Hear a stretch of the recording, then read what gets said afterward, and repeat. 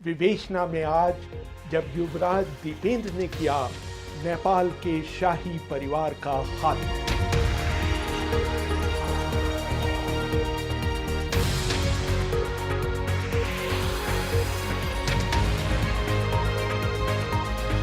अभिवादन स्वीकार करिए रेहान फजल का।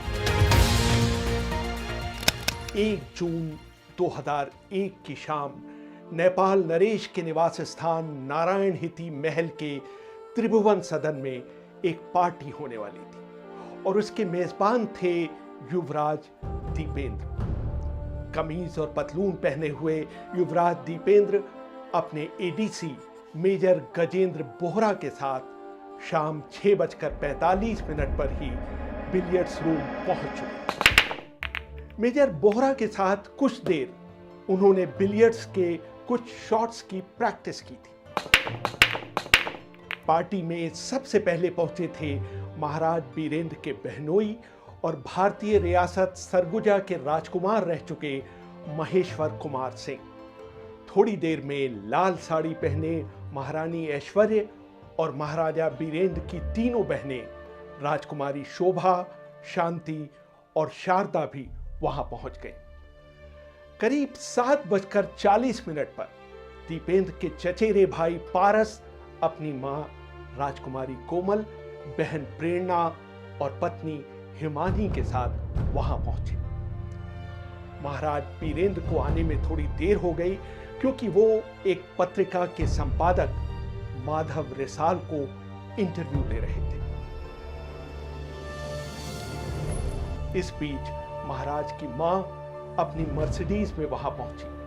वो बिलियर्ड्स रूम से सटे एक छोटे से कमरे में सोफे पर जाकर बैठ गए। कुछ मिनटों बाद बिलियर्ड्स रूम का दरवाजा खुला और महाराज बीरेंद्र अंदर दाखिल हुए। वो कार से आने की बजाय अपने दफ्तर से पैदल चलकर वहां पहुंचे थे। उनके एडीसी सुंदर प्रताप राणा उन्हें दरवाजे तक छोड़कर चले गए क्योंकि ये एक निजी पार्टी थी और वहां बाहरी लोगों के खड़े रहने की इजाजत नहीं थी। वो सीधे अपनी मां के पास गए। इस बीच लोगों ने देखा कि दीपेंद्र जैसे अचानक नशे में आ गए। उनकी जुबान लड़खड़ाने लगी और उन्हें खड़े रहने में दिक्कत होने लगी। मिनटों में वो नीचे गिर गए। इससे पहले कि महाराज बीरेंद्र बगल वाले कमरे से बिलियर्ड्स रूम में पहुंचते, पारस, राजकुमार निराजन और डॉक्टर राजीव शाही ने भारी भरकम दीपेंद्र को उनके हाथों और पैरों को पकड़े हुए उठाया और उनके शयन कक्ष में ले जाकर उन्हें जमीन पर बिछे गड्ढे पर लिटा दिया। उन्होंने शयन कक्ष की बत्तियां बुझाई और वापस पार्टी में लौट आए। जोनाथन ग्रेगसन अपनी किताब मैसकर एट द पैलेस में लिखते हैं, कमरे में अकेला छोड़ दिए जाने के बाद दीपेंद्र बाथरूम में गए और वहां उन्होंने उल्टी की। उन्होंने फिर एक सैनिक वर्दी पहनी। उसके ऊपर उन्होंने काले मोजे, एक जैकेट, सैनिक बूट और काले चमड़े के दास्ताने पहने। उसके बाद उन्होंने अपनी पसंदीदा 9mm पिस्टल और MP5K सब मशीन गन और कोल्ट M16 राइफल उठाई और बिलियर्ड्स रूम की तरफ चल पड़े। बिलियर्ड्स रूम के मध्य में कुछ महिलाएं बात कर रही थीं। अचानक उनकी नजर सैनिक यूनिफॉर्म पहने युवराज दीपेंद्र पर पड़ी। महाराज बीरेंद्र की चचेरी बहन केतकी चेस्टर ने BBC को बताया, He came in carrying 2 guns, one in each hand. He was in full uniform with gloves, जब वो goggles, अंदर boots, आए everything. तो उनके दोनों हाथों में एक एक बंदूक थी। वो पूरी सैनिक वर्दी में थे। उन्होंने काला चश्मा भी पहन रखा था। मैंने अपनी पास खड़ी महिला से कहा कि युवराज दीपेंद्र अपने हथियारों को शो ऑफ करने आए हैं। उस समय तक नेपाल नरेश बिलियर्ड्स रूम में आ चुके थे। उनके हाथ में कोक का एक गिलास था क्योंकि उनके डॉक्टर ने उनके शराब पीने पर पाबंदी लगा रखी। दीपेंद्र ने अपने पिता की तरफ देखा। उस समय उनके चेहरे पर किसी भाव का नामो निशान नहीं था। अगले ही सेकंड उन्होंने अपने दाहिने हाथ से जर्मनी में बनी अपनी MP5K सब मशीन गन का ट्रिगर दबाया। उसकी कई गोलियां छत पर लगी और उसका कुछ प्लास्टर उखड़कर नीचे गिर गया। कुछ सेकंड तक सभी मेहमान उसी जगह खड़े रहे जहां वो खड़े थे, मानो दीपेंद्र के अगले कदम का इंतजार कर रहे हैं। उन्हें लगा कि दीपेंद्र कोई खेल खेल रहे थे और गलती से उनकी बंदूक से गोली निकल गई थी। जोनाथन ग्रेगसन अपनी किताब मैसेकर एट द पैलेस में लिखते हैं, शुरू में नेपाल नरेश बिलियर्ड्स की मेज के बगल में बिना हिले डुले खड़े रहे। फिर उन्होंने दीपेंद्र की तरफ एक कदम बढ़ाया। दीपेंद्र ने बिना कोई शब्द कहे बीरेंद्र पर 3 गोलियां चलाई। कुछ देर तक वो खड़े रहे, यहां तक कि उन्होंने स्लो मोशन में अपना गिलास मेज पर रखा। इस बीच दीपेंद्र मुड़े और बिलियर्ड्स रूम से निकलकर गार्डन की तरफ चले गए। 3 सेकंड बाद लोगों को एहसास हुआ कि दीपेंद्र की गोली महाराज बीरेंद्र की गर्दन के दाहिने हिस्से में लगी है। केतकी चेस्टर बताती हैं, हम देख सकते थे कि महाराज शॉक में थे। वो करीब करीब स्लो मोशन में नीचे गिरे थे। इस बीच नेपाल नरेश के दामाद कैप्टन राजीव शाही ने अपने ग्रे रंग के कोट को उतारकर महाराज की गर्दन पर लगा दिया ताकि उससे निकलने वाले खून को रोका जा सके। बीरेंद्र तब तक बेहोश नहीं हुए थे। उन्होंने अपनी दूसरी चोट की तरफ इशारा करते हुए कहा, राजीव पेट में भी। तभी महाराज बीरेंद्र ने अपना सिर उठाने की कोशिश की और नेपाली में बड़बड़ाए, के कार देखो, यानी तुमने क्या कर दिया। ये उनके आखिरी शब्द थे। तभी दीपेंद्र ने कमरे में दोबारा प्रवेश किया। उसी समय दीपेंद्र के प्रिय चाचा धीरेंद्र ने हस्तक्षेप करने की कोशिश की। केतकी चेस्टर बताती है, And he said, okay, that's enough. You've done enough damage. And he was at the point of taking... अचानक महाराज बीरेंद्र के छोटे भाई धीरेंद्र शाह ने दीपेंद्र को रोकते हुए कहा, बाबा अब बहुत हो चुका, अपनी बंदूक मुझे दे दो। दीपेंद्र ने बहुत नजदीक से उन पर गोली चलाई और वो उड़ते हुए दूर जा गिरे। इसके बाद तो दीपेंद्र का अपने ऊपर नियंत्रण पूरी तरह से खत्म हो गया और वो हर किसी पर गोली चलाने लगे। राजकुमार पारस ने चिल्लाकर कहा कि सब लोग सोफे की आड़ ले लें। केतकी को खुद भी गोली लगी। एक गोली महाराजा ज्ञानेंद्र की पत्नी और पारस की मां को लगी और उनके फेफड़े को पार कर गई। दीपेंद्र ने अपने पिता पर फिर गोली चलाई। इस बार गोली महाराज बीरेंद्र के सिर को पार कर गई। उनकी खून से सनी टोपी और चश्मा नीचे गिर गए। वो औंधे मुंह गिरे हुए थे और उनके पैर बार की तरफ थे। केतकी वो दृश्य अभी भी नहीं भूल पाई है जब दीपेंद्र ने आकर अपने घायल पिता को अपने पैरों से ठोकर मारी थी। केतकी याद करती है, The image that's really stuck is the one in which he came and kicked his father to make sure he was dead. All वो दृश्य मेरी आंखों में हमेशा के लिए अंकित हो गया जब दीपेंद्र ने करीब करीब मर चुके अपने पिता को अपने पैरों से ठोकर मारी थी, ये देखने के लिए कि वो मर चुके हैं या जीवित हैं। हर संस्कृति में मृत व्यक्ति का सम्मान किया जाता है। गोली मारने से ज्यादा एक हिंदू व्यक्ति द्वारा अपने पिता के शव को ठोकर मारने के दृश्य ने मुझे धक्का पहुंचाया। नारायण हिती महल के त्रिभुवन भवन में नेपाल नरेश और शाही परिवार के 12 अन्य लोग या तो मारे जा चुके थे या घायल थे। 3 से 4 मिनट के बीच गोलीबारी खत्म हो गई। इस बीच दीपेंद्र फिर बिलियर्ड्स रूम के बाहर निकलकर गार्डन में चले गए। महारानी ऐश्वर्य उनके पीछे पीछे दौड़ी। राजकुमार निराजन भी उनके पीछे गए।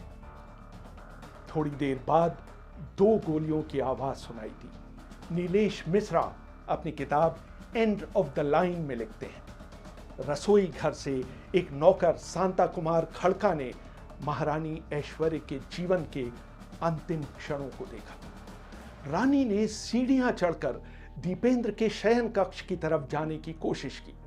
वो नेपाली में जोर जोर से चिल्ला रही थी। उन्होंने 7 सीढ़ियां चढ़ी होंगी कि एक गोली उनके सिर को पार कर गई और वो संगमरमर की सीढ़ियों पर नीचे गिरी। उनको पीछे से गोली मारी गई थी और वो दीपेंद्र की अंतिम शिकार थी। इसके बाद दीपेंद्र गार्डन में बने एक छोटे तालाब पर बने ब्रिज पर गए। वहां पर वो पागलों की तरह 1 या 2 बार चिल्लाए और फिर आखिरी गोली की आवाज सुनाई। वो पीठ के बल गिरे। एक गोली उनके सिर को पार कर गई थी। उनके बाएं सिर पर कान के पीछे गोली घुसने का 1 सेंटीमीटर लंबा निशान था और उनके दाहिने सिर में कान के ऊपर गोली बाहर निकलने का निशान था।